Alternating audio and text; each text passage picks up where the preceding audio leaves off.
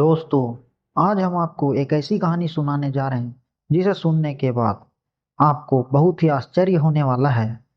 तो वीडियो को स्टार्ट करते हैं। कहते हैं कि मरने से पहले कोई भी इंसान एक भी झूठ नहीं बोलता।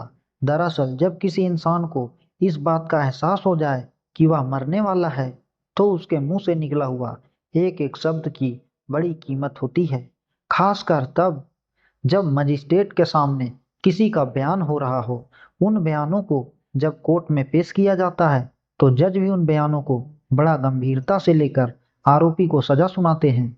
दरअसल आज की कहानी जो मैं आपको सुनाने जा रहा हूँ, इस कहानी में कुछ ऐसा ही होता है। लेकिन जो बयान दिए गए थे वो जज या कोर्ट के सामने या मजिस्ट्रेट के सामने नहीं दिए गए, बल्कि वो अपनी भाभी से कुछ ऐसा सच बता के जाती है जिस सच को सुनने के बाद उसकी भाभी के पैरों तले जमीन खिसक जाती है। दरअसल एक लड़की ने 7 जन्मों तक जीने मरने की अपने पति के साथ कस्में खाई थी, लेकिन वो अपने पति के साथ महज 7 दिन तक ही जिंदा रहती है। लेकिन सातों दिन उसने एक एक पल को कितनी मुश्किल से जिया होगा, शायद आपको इस बात का अंदाजा भी नहीं है। दरअसल उस लड़की ने जो बताया, जो उसके साथ हुआ था, वो वाकया बहुत ही भयानक था। इस कहानी को सुनने के बाद शायद आपको भी ऐसा लगेगा कि कोई पढ़ा लिखा इंसान ऐसा कदम नहीं उठा सकता, जबकि जो व्यक्ति जो कदम उठाता है वह पेशे से इंजीनियर था। आदाब, नमस्कार, सत श्री अकाल दोस्तों, आप देख रहे हैं भावना टूम्स। आज की जो सच्ची घटना मैं आपको सुनाने जा रहा हूँ, यह सच्ची घटना है उत्तर प्रदेश का एक जिला हमीरपुर का एक कॉलोनी है, पीडब्ल्यूडी कॉलोनी की बात कर रहा हूँ। 3 फरवरी 2024 की शाम यहाँ से लगभग 22 किलोमीटर दूर एक जिला है जलौन, उसी का ही है यह इलाका। उरई उरई के रहने वाले विजय ओमोरे, उनकी बारात गई थी इसी हमीरपुर सदर कोतवाली क्षेत्र में। जब बारात जाती है तो बारात में शामिल घर के लोग और बाराती भी होते हैं, और परिवार रिश्तेदार के सभी लोग शामिल थे। बड़ी धूमधाम से शादी समारोह संपन्न होता है। रात में जब फेरे हो रहे थे, तो पंडित जी ने शादी करवाई और फेरे की औपचारिकताएं बताई। तभी दूल्हा और दुल्हन को वो कस्में भी खिलाते हैं जो साथ जीने की और साथ मरने की होती है। वो भी 7 जन्मों तक सब कुछ ठीक ठाक रहा तो अगला दिन निकलता है, यानी कि 4 फरवरी 2000, और दुल्हन और दूल्हे को खुशी खुशी विदा कर दिया जाता है। जब तक यह दुल्हन विदा हो रही थी, तब लोगों में बड़ी खुशी की लहर भी थी, क्योंकि सब कुछ जो किया था उस लड़की के भाई ने ही किया था। भाई की वो ऐसी बहन थी, इकलौती, क्योंकि माता और पिता पहले ही मर चुके थे। बहन को बड़े नाजों से पाला गया, लेकिन उसकी उम्र लगभग 35 साल के आसपास हो चुकी थी। जब बहन विदा होती है, तो काफी रोना विलाप भी होता है और खुशी भी मनाई जाती है, क्योंकि उसे तो ससुराल जाना ही था। अब जब लड़की ससुराल के लिए विदा हो जाती है, फिर अगले दिन वो ससुराल पहुंच जाती है, तो वहां जाने के बाद उसकी जो शादी की पहली, यानी कि सुहाग रात की पहली रात जो होती है, वो रात उतनी भयानक हो जाएगी, उस लड़की ने इस बात की कभी कल्पना भी नहीं की थी। दरअसल बताते हैं कि जो दूल्हा होता है वो सॉफ्टवेयर इंजीनियर होता है। उसकी भी उम्र लगभग 35 साल के आसपास थी। शायद स्ट्रेस की वजह से या उसे खुद पर भरोसा नहीं था, तभी अपने दोस्तों से कुछ ऐसा मशवरा लेता है जो शायद उसे नहीं लेना चाहिए था। दोस्तों से बातचीत करता है और बातचीत करने के बाद सीधा अपनी बीवी के पास जाता है और कुछ खा लेता है। बताते हैं, ऐसा दावा किया जा रहा है कि जैसे शक्तिवर्धक उसने गोलियां खाई, और गोली खाने के बाद वो अपनी पत्नी के पास जाता है और उसके साथ सुहागरात मनाने की कोशिश कर रहा था। लेकिन पूरी रात निकल जाती है और वो अपनी पत्नी के साथ कुछ इतना गंदा, इतना घिनौना कृत्य करता है जैसे कि कोई हवस का पुजारी होता है, और वह किसी लड़की या किसी महिला के साथ बलात्कार करता है। पूरी रात वो अपनी बीवी के साथ कभी प्राकृतिक कभी अप्राकृतिक यौन संबंध बनाता है, और जब उसकी पत्नी ने विरोध किया कि ये सब क्या कर रहे हो, तो उसने अपनी पत्नी को पहली ही रात में उसे दरिंदे की तरह पीटा और डांटा भी। लेकिन वह जब तक अपनी हसरत पूरी नहीं कर पाया, तब तक वह उसके साथ ऐसे ही गंदा और घिनौना कृत्य करता चला गया। उसकी पत्नी इस बात का विरोध खुलकर नहीं कर पाई, क्योंकि पहला दिन था। ससुराल में कुछ कहेगी तो शायद किसी को बुरा भी लग सकता है। और कहते हैं कि यह तो सब एक प्रक्रिया होती है, उस प्रक्रियाओं से गुजरना ही पड़ता है। अगला दिन निकलता है। दिन निकलने के बाद उसकी तबीयत थोड़ी बिगड़ने लगती है। उसे उल्टियाँ होने लगती है। वह समझ नहीं पा रही थी कि उसे हुआ क्या है। एक फॉर्मेलिटी के तौर पर छोटे-मोटे डॉक्टर को बुलाकर दवाइयाँ दिलवाई जाती है। वो दवाइयाँ दिलवाने के बाद एक और रात आती है। जब दूसरी रात आती है, तो दूसरी रात में भी कुछ उसके साथ ठीक वैसे ही होता है, जैसे पहली रात को हुआ था। दूसरी रात में भी शक्तिवर्धक गोलियों का प्रयोग किया गया और उसके बाद फिर उसके साथ वही शारीरिक संबंध बनाए गए। उसने विरोध भी किया, लेकिन विरोध उसका कुछ काम नहीं आ रहा था और उसके साथ जैसे घिनौना व गंदा कृत्य हुआ, प्राकृतिक और अप्राकृतिक, उसके साथ यौन संबंध बनाए गए और उसको बहुत बुरी तरह से मारा-पीटा भी गया। दूसरी रात भी उसकी हालत बिगड़ने लगी। वो परेशान होने लगती है। ससुराल में वो उसका दूसरा दिन था, इसीलिए अपनी-अपनी ज़िंदगी से जुड़ा हुआ जो सच उसके सामने हो रहा था, पहली रात और दूसरी रात को समझ नहीं पा रही थी। किससे क्या कहे, क्या ना कहे। दूसरी रात भी निकल जाती है, फिर तीसरी रात और तीसरी रात में भी कुछ इसके साथ यही होता है और दूल्हा उसको जितना चाहे उसके साथ प्राकृतिक और अप्राकृतिक रूप से संबंध बनाकर अपनी हवस को पूरी कर रहा था। उसकी पत्नी के साथ यह क्या हो रहा था उसको बिल्कुल भी पता नहीं चला, जबकि उसकी पत्नी ने जो आंतरिक अंग उसके डैमेज हो रहे थे, उसने उस बात का उसे एहसास भी दिलाया, लेकिन उसने ध्यान नहीं दिया।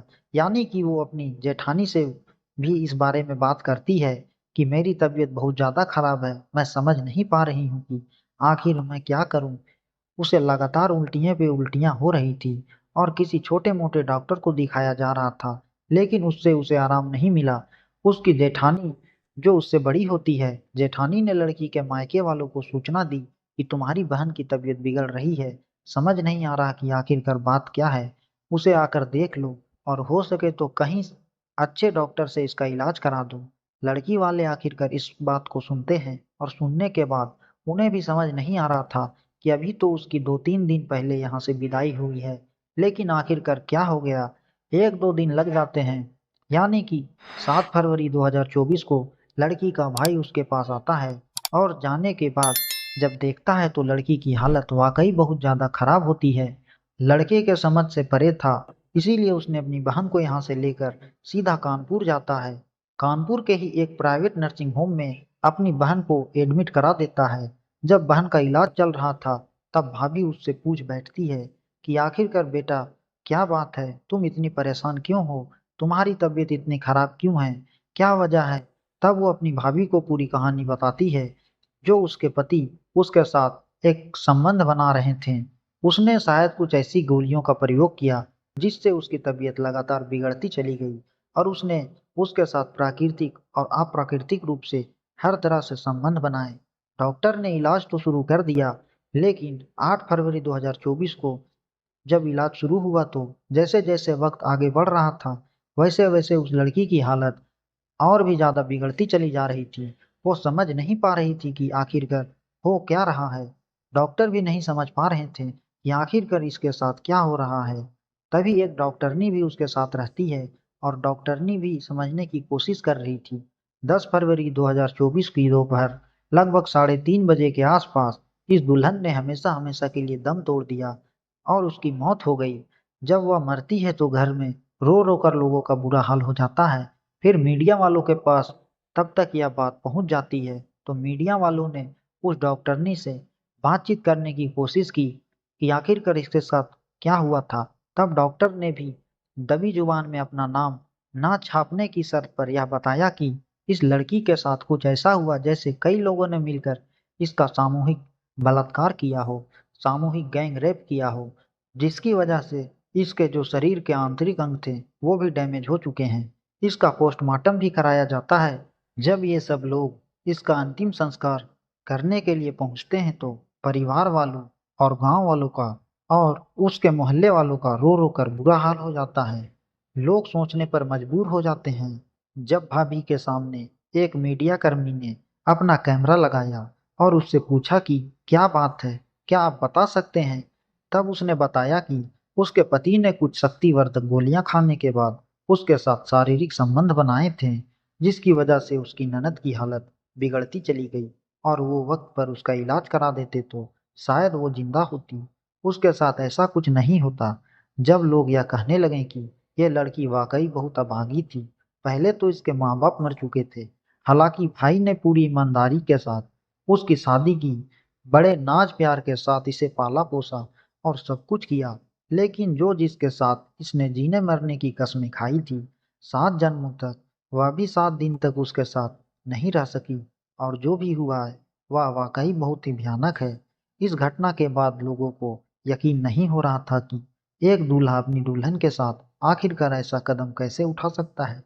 हैरान करने वाली बात तो यह भी है कि जब मीडिया में यह बात खबर प्रकाशित होती है तो उससे ही पता चलता है कि पता नहीं ऐसे कौन से दोस्त होंगे, किस प्रवृत्ति के दोस्त होंगे जिन्होंने यह सलाह मशवरा दिया कि वह शक्तिवर्धक कैप्सूल या गोलियां खाकर अपनी पत्नी के साथ संबंध बनाए। हैरान करने वाली बात तो यह है कि वह पढ़ा लिखा इंसान ऐसा कदम कैसे उठा सकता है। यदि उसे कुछ दिक्कत भी थी या कुछ गड़बड़ थी तो किसी डॉक्टर की सलाह या मशवरा ले सकता था, लेकिन उसे अपने दोस्तों के पास जाने की क्या ही जरूरत थी।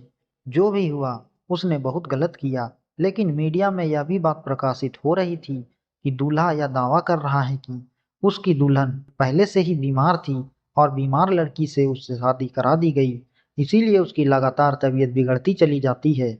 उस पर तो बेवजह के फिजूल के इल्जाम लग रहे हैं। अब कौन सच्चा है कौन झूठा है।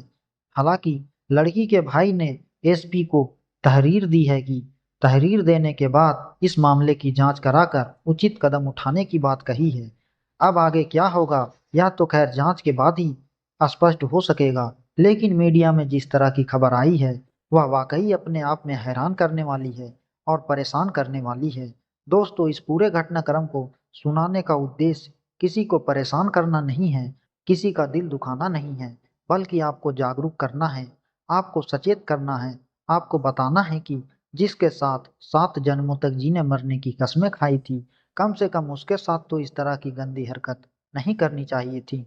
उसी के साथ या और किसी के साथ भी यह सोचने वाली बात है। यह तो एक पाप है जिस तरह का उसने यह हरकत किया है, और कम से कम ऐसे कदम तो नहीं उठाने चाहिए।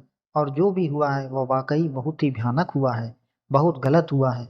जाते जाते दोस्तों, अगर आपको आज की हमारी कहानी पसंद आई हो तो आप हमारे चैनल को सब्सक्राइब करके बेल नोटिफिकेशन को ऑन कर लें और कमेंट बॉक्स में अपनी राय अवश्य दें कि आपको किस तरह की कहानियाँ सुनना पसंद है। दोस्तों, आप सभी लोगों का धन्यवाद।